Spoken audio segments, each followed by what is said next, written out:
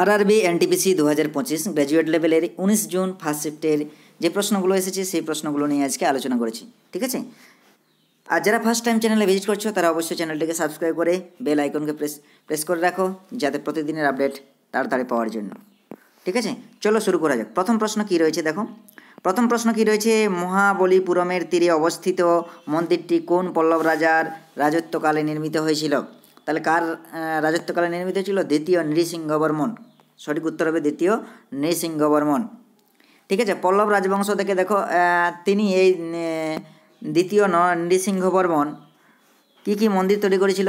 এই যে দেখো, আমাদের মামল্লপুরমে সৌর মন্দির বা মহাবলীপুরমে সৌর মন্দির এবং কাঞ্জিপুরমে কৈলাসনাথ মন্দির নির্মাণ করেছিলেন।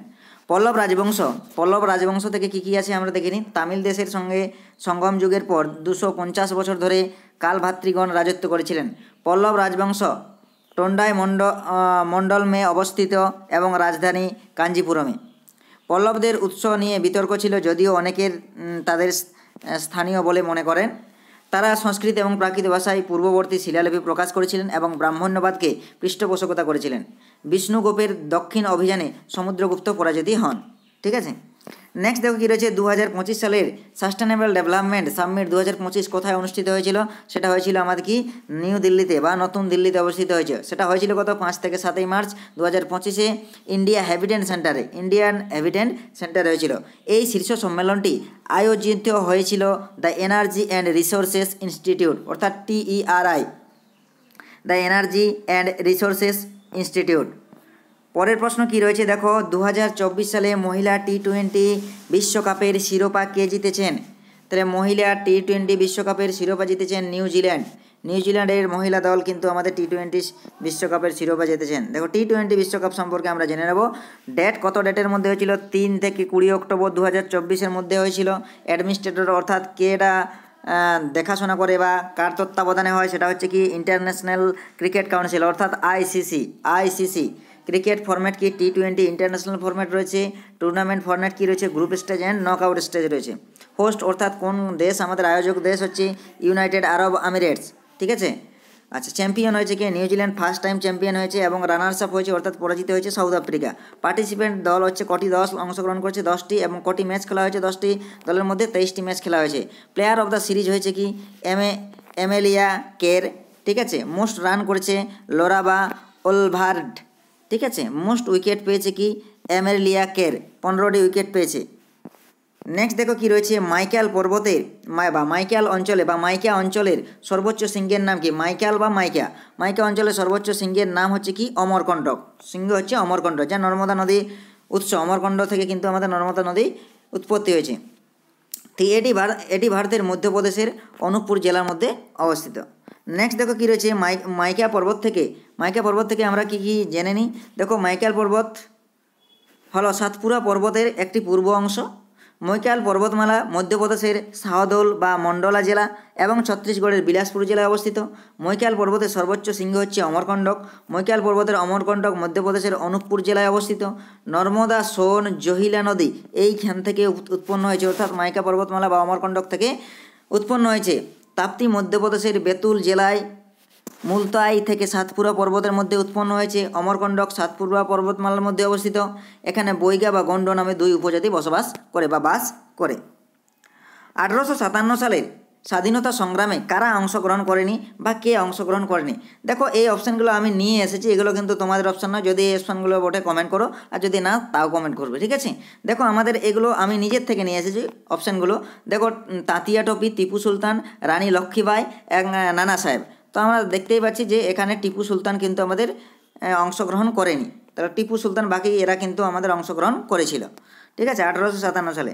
দেখো, আমাদের এর থেকে সবচেয়ে গুরুত্বপূর্ণ যেটা আসেই পরীক্ষার মধ্যে সেটা হচ্ছে 1857 সালের মহাবিদ্রোহ কে কোন জায়গা থেকে লিড করেছিলেন বা আমাদের নেতৃত্ব দিয়েছিলেন। ব্যারাকপুর থেকে যেমন নেতৃত্ব দিয়েছিলেন মঙ্গল পাণ্ডে, লখনৌ থেকে নেতৃত্ব দিয়েছিলেন বেগম হজরত মহল, কানপুর থেকে নেতৃত্ব দিয়েছিলেন নানা সাহেব, রাও সাহেব, তাঁতিয়া টপি এবং আজিমুল্লাহ খান। ঝাঁসি থেকে নেতৃত্ব দিয়েছিলেন রানী লক্ষ্মীবাই। আর কি বলে জগদীশপুর থেকে কনওয়ার সিং আর অমর সিং। গোয়ালিয়র বা কানপুর থেকে তাঁতিয়া টোপি, এরা কিন্তু সবাই নেতৃত্ব দিয়েছিলেন। কোথা থেকে? এই 1857 সালের মহাবিদ্রোহ থেকে নেতৃত্ব দিয়েছিলেন। নেক্সট দেখো কি রয়েছে, উপজাতি লোকেরা বা ট্রাইব পিপুল কোন কৃষিকাজ করে? তাহলে ট্রাইব পিপুলরা কিসের কৃষিকাজ করে? দেখো কৃষিকাজের কৌশল অনুসরণ করে, যার মধ্যে রয়েছে স্থানান্তরিত চাষ। স্থানান্তরিত চাষ বলতে কি, ঝুম, যে পাহাড় কেটে বা কাটা পোড়া, কাটা বা পোড়া কৃষি নামে পরিচিত। পাহাড় কেটে আমাদের ঝুম চাষ করা হয় এবং মিশ্র চাষ করে, অনেক কি চাষ করে, এই ঝুম চাষের সঙ্গে সঙ্গে তারা মিশ্র ফসল চাষ করে, ঠিক আছে। এবং অনেকে কৃষিকাজের সঙ্গে পশুপালনও অন্তর্ভুক্ত করে থাকে। তাহলে অপশানে যেটা ছিল সেটা তোমরা দেখবে, ঠিক আছে। স্মার্ট সিটি, নেক্সট কী রয়েছে, স্মার্ট সিটি মিশন কবে চালু হয়? স্মার্ট সিটি মিশন কবে চালু হয়? তাহলে স্মার্ট সিটি মিশন চালু হয় 25শে জুন 2015। কার দ্বারা? প্রধানমন্ত্রী নরেন্দ্র মোদী দ্বারা কিন্তু স্মার্ট সিটি মিশন চালু হয়।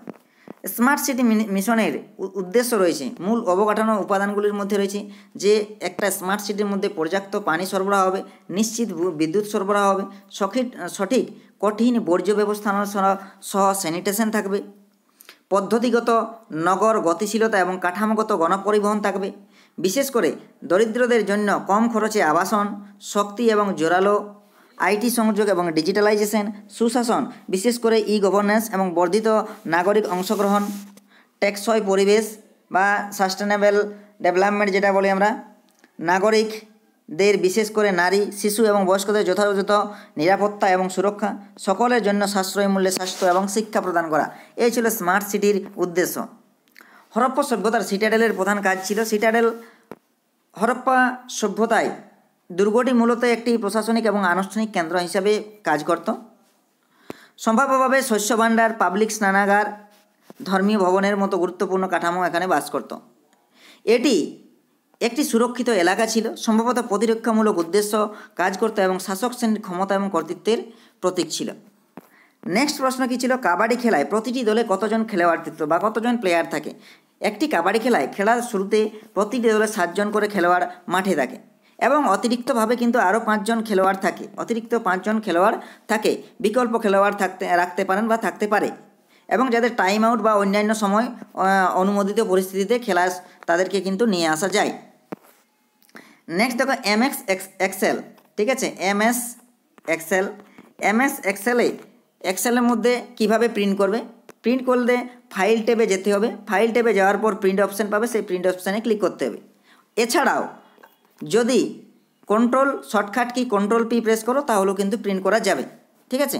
নেক্সট পরের প্রশ্ন দেখো কী রয়েছে, যখন মুখ্যমন্ত্রীকে তহবিল দেন তখন কিভাবে ব্যবহার করে?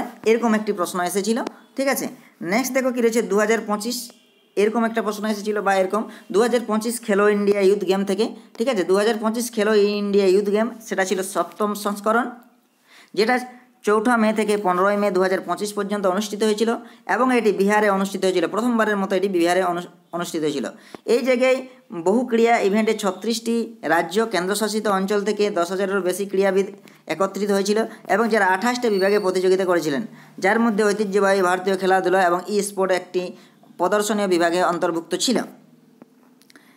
নেক্সট দেখো কী রয়েছে, জুডিশিয়াল অ্যাক্টিভিজম এই টার্মটি বা এই শব্দটি কে তৈরি করেছিলেন বা কে কয়েন করেছিলেন? এটা হচ্ছে আর্থার স্লেসিঞ্জার জুনিয়র বা আর্থার স্লেসিঞ্জার বা জুনিয়র। এটি কিন্তু তিনি এই জুডিশিয়াল অ্যাক্টিভিজম শব্দটি দিয়েছিলেন। এছাড়াও রয়েছিল দেখো বন্ধন ব্যাংক থেকে পড়েছিল, বন্ধন ব্যাংক থেকে কিছু কোশ্চেন এসেছিলো। তাহলে বন্ধন ব্যাংক দেখো আমাদের একটা ফাইন্যান্সিয়াল সার্ভিস, ঠিক আছে। বন্ধন ব্যাংক ফাউন্ডেড, এটা কবে প্রতিষ্ঠিত করা হয়েছিল? 23 আগস্ট 2015, 9 বছর আগে যেটা বলি। ফাউন্ডার কে প্রতিষ্ঠা করেছিল? চন্দ্রশেখর ঘোষ, এবং এটার হেডকোয়ার্টার রয়েছে কি ওয়েস্ট বেঙ্গলের কলকাতার মধ্যে। নেক্সট দেখো, এবং 1853 সালের চার্টার অ্যাক্ট থেকেও কি এরকম এখান থেকে প্রশ্ন এসেছিল। তাহলে 1853 সালের চার্টার অ্যাক্ট ছিল ব্রিটিশ পার্লামেন্টের কর্তৃক পাস করা একটি গুরুত্বপূর্ণ আইন, যা ইস্ট ইন্ডিয়া কোম্পানির সনদ পুনর্নবীকরণ করে কিন্তু গুরুত্বপূর্ণ পরিবর্তন সহ কিছু পরিবর্তন ছিল এবং সেটাকে পুনর্নবীকরণ করা হয়। এটি কোম্পানির শাসন অনির্দিষ্টকালের জন্য প্রসারিত করে এবং গভর্নর জেনারেল কাউন্সিলের আইনসভা এবং নির্বাহী কার্যাবলী পৃথক করে। এটি পৃথক ভারতীয় আইনসভা পরিষদ প্রতিষ্ঠা করে। এটি সিভিল সার্ভিসের জন্য উন্মুক্ত প্রতিযোগিতার একটি ব্যবস্থাও চালু করা হয়, যা ভারতীয়ের জন্য সেগুলো অ্যাক্সেসযোগ্য করে তোলে। তারপরের প্রশ্ন কি রয়েছে দেখো, ছোট হিমালয় বা লেসার হিমালয় যেটাকে বলি এবং শিবালিক হিমালয়ের মধ্যবর্তী উপত্যকা কি বলা হয়? তাহলে লেসার হিমালয় এবং শিবালিক পাহাড়ের মধ্যবর্তী উপত্যকাকে বলা হয় দুন। কি বলা হয়? ডুন বা দুন। ঠিক আছে, এগুলি অনুদৈর্ঘ্য উপত্যকা যা সাধারণত পলি ভরা থাকে এবং হিমালয়ের পর্বতমালার একটি বৈশিষ্ট্য। ডানের উদাহরণের মধ্যে রয়েছে দেরাদুন এবং পাটলিদুন। ঠিক আছে, ঠিক আছে, এই হচ্ছে। আচ্ছা, আজকে এই পর্যন্তই ছিল বা এই প্রশ্নগুলো ছিল। তো থ্যাংক ইউ। যারা এই চ্যানেলে ফার্স্ট টাইম ভিজিট করছো তারা চ্যানেলটিকে অবশ্যই সাবস্ক্রাইব করো এবং বেল আইকনকে প্রেস করে রাখো প্রতিদিনের আপডেট পাওয়ার জন্য। এবং যারা পিডিএফ নিতে চাও তারা অবশ্যই টেলিগ্রাম গ্রুপে জয়েন হয়ে যাও এবং সেখান থেকে সেটি কিন্তু ডেসক্রিপশন বক্সে দেওয়া থাকবে, সেখান থেকে তোমরা জয়েন হতে পারো। ঠিক আছে, থ্যাংক ইউ।